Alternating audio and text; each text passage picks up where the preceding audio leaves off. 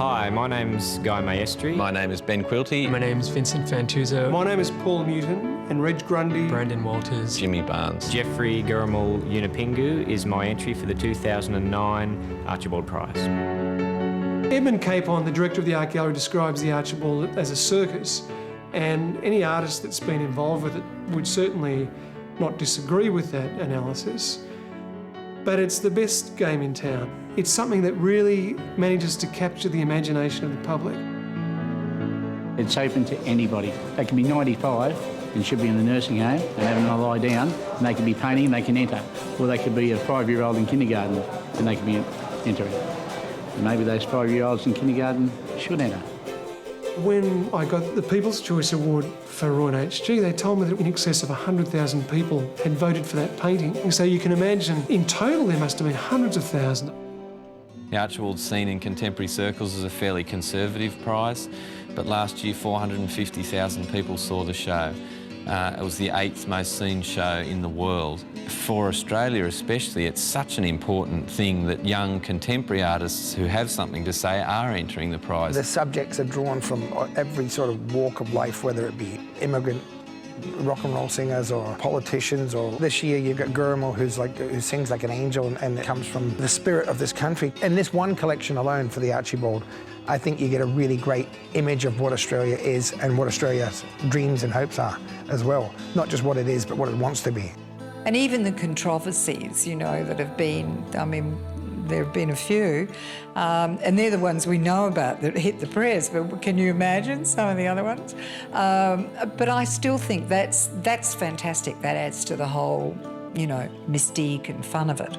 Before I knew about art, I knew about the Archibald. I like being part of something that can influence maybe the next young generation of artists and inspire them.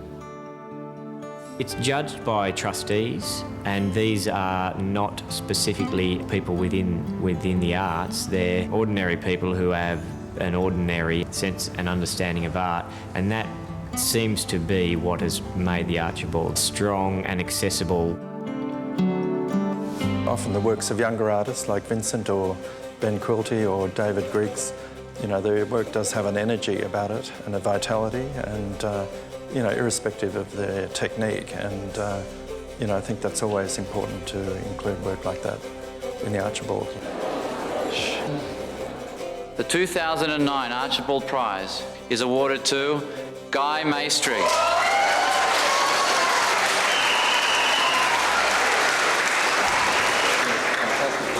Thank you.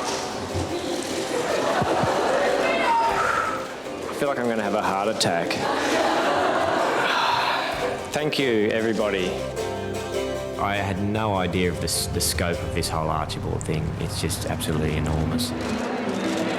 And I think people just like to look at paintings of other people, particularly those that they know, and to see how has the artist captured them. Have they lampooned them or stylised them or captured them realistically? Art for me is not only is it a release, it's my favourite pastime. It's where I really can lose myself. Being an artist in Australia is so much easier than a lot of places. Generally, we're quite cultured and diverse. I think there's a lot to say in terms of social structure and social ecology and politics, and the Archibald is and can be more of a vehicle for those things.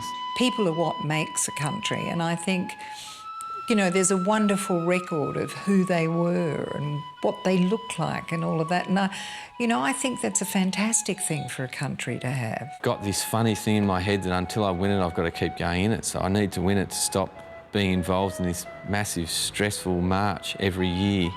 To all the artists who have entered, I got 8 years of rejection before I got hung. But I always found it quite a privilege just to be able to do a painting and bring it down and enter it into the prize. That's it for me. Cheers.